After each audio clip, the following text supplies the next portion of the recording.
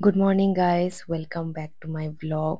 তো সকাল সকাল দেখলাম আকাশটা খুব পরিষ্কার আজকে। আগের দিন রাতে বৃষ্টি হয়েছিল। তো আমি প্রথমেই এই সবজি পত্র এইসব যে বার করছি, মানে আমার বিউটি চ্যানেল আমি এসব কেন দেখাচ্ছি এগুলো আমি আস্তে আস্তে ব্লগে বলবো।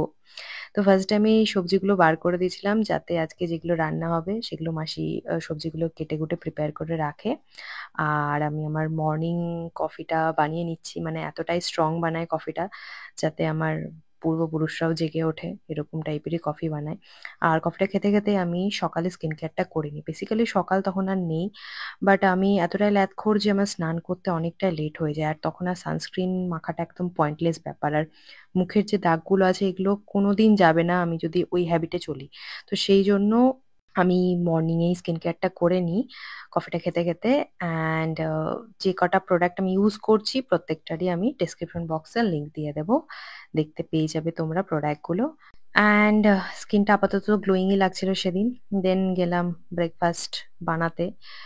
খুবই কষ্টের কাজ আমার কাছে এই রান্নাঘরে গিয়ে এই রান্না করাটা। অনেকেই বলে কুকিং খুব ভালোবাসে এই ওই, বাট আমি সত্যি বলতে আমার এটা একদম পছন্দের জিনিস না। জাস্ট মানে সারভাইভ করতে হবে, খাবার ছাড়া তো বাঁচতে পারবো না। তো সেই জন্য মোটামুটি যা বানাতে হয় সেটুকুই আমি বানাতে পারি সেটুকুনিই বানাই।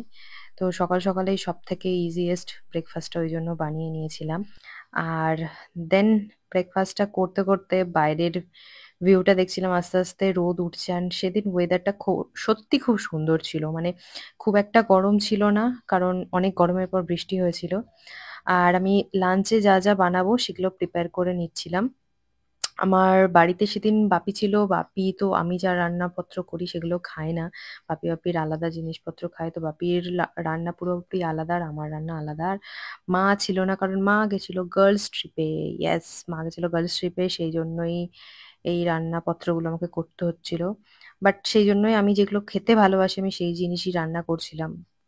তো সেদিন আমি চিকেনটা যেটা দেখতে পাচ্ছি ওটা আমি প্রিপেয়ার করে রেখেছিলাম আগের দিনই, ম্যারিনেট করে রেখেছিলাম, কারণ আমার আবার একটু দাঁতের সমস্যা, বয়সও তো অনেক হয়ে গেল। তো বেশি চিবোতে পারি না। তো এই পিসগুলোতে প্রচন্ড ফাইবার থাকে যেন ব্রেস্ট পিসগুলোতে, তো ওই জন্য ম্যারিনেট না করে তো এগুলো একদমই খাওয়া যায় না। তো খুব ইজি একটা রেসিপি আমি ফেসবুকে দেখেছিলাম, ওটাই জাস্ট করছিলাম, যেটা হচ্ছে বাটার গার্লিক চিকেন। এটাতে খুব একটা বেশি গ্রেভি হয় না, এরকম হালকা গ্রেভি থাকে। আর চিকেনগুলোকে ফ্রাই করে নিয়ে দেন গ্রেভিতে জাস্ট দিয়ে দিলেই কিছুক্ষণের মধ্যে হয়ে যাবে। আর এই ধনে পাতাটা তো মানে এটা আমার পছন্দের জিনিস, সবকিছুতে দিতে পারলে আমি বেঁচে যাই, তো সেই জন্য দিচ্ছিলাম। বেসিক্যালি মেনুতে ছিল না, সরি রেসিপিতে ছিল না। তো আমি বানিয়ে নিচ্ছিলাম হচ্ছে ফ্রাইড রাইস। এটা আমার স্টাইলে ফ্রাইড রাইস, মানে আমার স্টাইল বলতে আমি একটু এই চাইনিজ টাইপের ফ্রাইড রাইসটা পছন্দ করি। আমার মা বানায় একদম সেই বাঙালি যেরকম ঘি ভাত বলে ওরকম মিষ্টি মিষ্টি ফ্রাইড রাইস, ওটা আমার একদম পছন্দের নয়। ভাই আবার খুব পছন্দ করে, বাট আমার সবসময় এরকম মিক্স একটু ঝাল ঝাল হবে সেরকম টাইপের পছন্দ। আর মিক্সে অবশ্যই এগ প্রন এগুলো ইউজ হয়, বাট প্রনে আমার অ্যালার্জি, আর এগস যেহেতু সকালে খেয়ে নিলাম সেই জন্য আর দিইনি। আর চিকেন প্রিপারেশন করছিলাম, ওখান থেকে একটুখানি চিকেন বাঁচিয়ে রেখেছিলাম, সেটাই জাস্ট রাইসটার মধ্যে দিয়ে দিলাম। এরপরে আমার কুকিং ডান, একদম শেফ মুড অফ। তো এরপরে জাস্ট খাওয়ার পর্ব, আর মাঝখানে অবভিয়াসলি স্নানটা সেরে নিয়েছিলাম। আর খাবারটা খেতে খেতে যেটা ফোনে চলছিল সেটা হচ্ছে, তোমরা গেস করতে পারবে কিনা জানি না, বাট মোস্ট অফ দ্য সবাই হয়তো দেখে। ইয়েস, টিএমকেওসি। এই সিরিয়ালটা কত বছর ধরে দেখছি তার ঠিক নেই। তো যদি কোনো সিরিজ বা মুভি রিলিজ করে থাকে দেন সেটা দেখি খেতে খেতে। আদারওয়াইজ আমি টিএমকেওসি দেখি। আর খেতে আমার প্রচন্ড টাইম লাগে। এই সমস্ত খাবার খেতে আবার বেশি টাইম লাগে না, এগুলো আবার 10 মিনিট আমার খাওয়া হয়ে যায়। কিন্তু ইউজুয়ালি মানে শুভকে জিজ্ঞেস করলে তোমরা জানতে পারবে মানে 1 থেকে 1.5 ঘন্টা লাগে লাঞ্চ খেতে। আফটার লাঞ্চ আমি এই গরমকালে এটা আবার নতুন শুরু করেছি, সেটা হচ্ছে টক দই খাওয়াটা। শীতকালে আমার ঠিক টকের ক্রেভিংটা হয় না, বাট গরমকাল আসলে খেতে ইচ্ছে করে। যে মশলাটা ইউজ করেছি ওটা মারই বানানো, একটা রায়তা মশলা। এই টাইমটাতে দুপুরে যেহেতু প্রচন্ড ল্যাদ লাগে তো অন্য কাজ করা যায় না, আমি জাস্ট সেদিন নোট ডাউন করে নিচ্ছিলাম যে আপকামিং উইকে আমি কি কি কাজ করব সেগুলো জাস্ট রাইট ডাউন করে নিচ্ছিলাম, যাতে আমি একটু নিজেকে একটু ডিসিপ্লিন রাখতে পারি, মানে একটু ল্যাদ খাওয়াটা কমিয়ে একটু কাজটা যাতে ভালোভাবে করতে পারি। তো মা আমাকে আরো একটা বড় বড় দায়িত্ব দিয়ে গেছিল, সেটা হচ্ছে এই কাজগুলোর খেয়াল রাখা। গাছ তো নয় বাচ্চা, প্রতিদিন জল দিতে হয়। তো মা বেশ ভালোই গার্ডেনিং করে ফেলেছে কয়েকটা বছরের মধ্যে। আমিও করার চেষ্টায় আছি। বাট আমি এত এবাড়ি ওবাড়ি করি যে আর গাছ আর বাঁচাতে পারি না। তো শুভকে জাস্ট বলে দিই জল দিয়ে দিতে। তো এই বাড়ির গাছগুলো যথেষ্ট ভালো আছে। আর দুপুরবেলাতে আমি যে ফলটা যে খাচ্ছি সেটা বেদানা দেখেই বুঝতে পারছি এটা বাপি ছাড়িয়ে দিয়েছে। কারণ আমি এতটাই ল্যাদখোর যে নিজে নিয়ে আমার ফল খেতেও ভালো লাগে না। তো আইপিএল শুরু হয়ে গেছে ওইজন্য ১ রাউন্ড গেলাম কোহলিকে একটু দেখে আসতে। আর তারপরে সন্ধ্যের চায়ের টাইম হয়ে গেল। আমি দিনের বেলাতে দেখতে পেলে সকালবেলাতে আমি দুধের কোনো কিছু খাই না।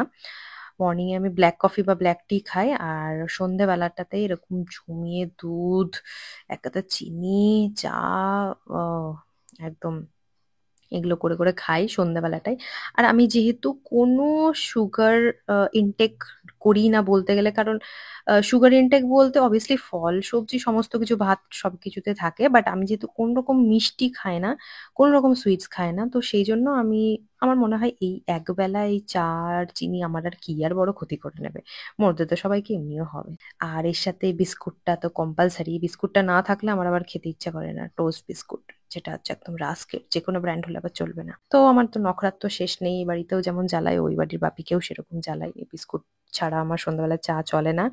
তো সন্ধ্যাবেলা একটু কাজ করে নিচ্ছিলাম বাট ল্যাপটপে যেটা আমার এখন প্রবলেমটা হচ্ছে সেটা হচ্ছে আমি যখন ডিএসএলআর এ শুট করতাম তখন ল্যাপটপে এডিট করতাম। বাট এখন আমি মোস্টলি আইফোনে শুট করি। তো আইফোনে শুট করে আবার ল্যাপটপে এডিটটা করা যায় না কারণ iOS ছাড়া চলতে পারে না এরকম একটা ওদের একটা বিজনেস প্ল্যানিং আছে সবাই জানো। তো সেটার ফাঁদেই আমিও পড়ে গেছি। আর যাই হোক এই লুকটা আমি পোস্ট করেছি শর্টসে। দেখে না থাকলে দেখে নিও। আর এই পার্সেলটা অনেকদিন ধরে এসছে মানে এতটাই ল্যাদখোর আমি পার্সেলটাও ওপেন করিনি। তো ভাবলাম আজকে ব্লগ করছি আজকে রাজ্যে সব কাজ করে নিই এরকম একটা ব্যাপার। তো ডট ইন কিতে অফার চলছিল 1 গেট 1 বাই 1 গেট 1 সরি।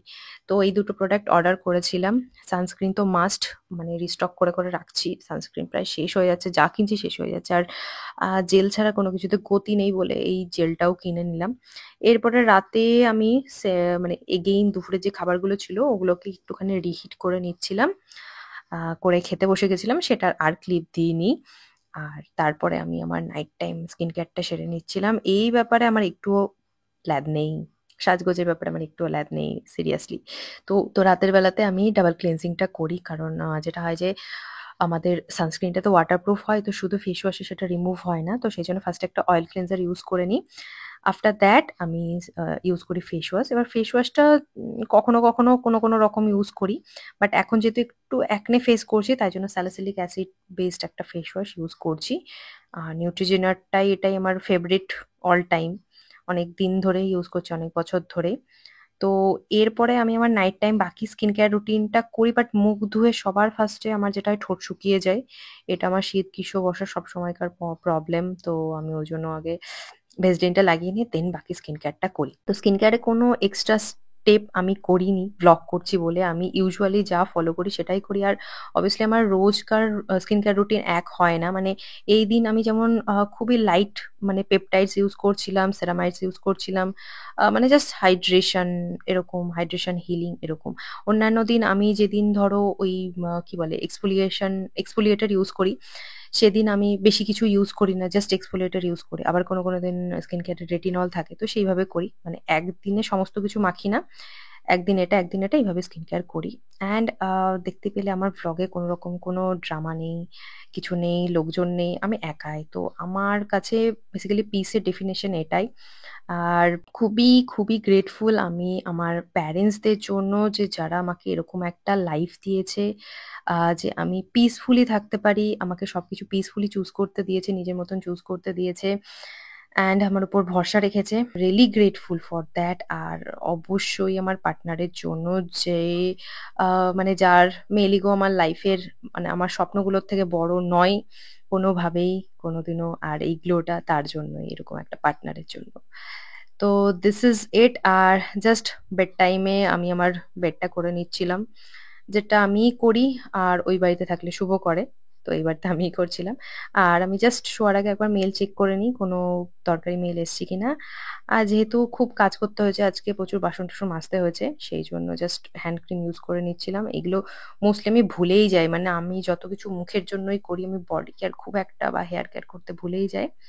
তো যাক আমার দিনটাও শেষ আর ব্লগটাও শেষ। আই হোপ এই ব্লগটা একটু অন্যরকম তোমরা এনজয় করেছো। And thank you for watching.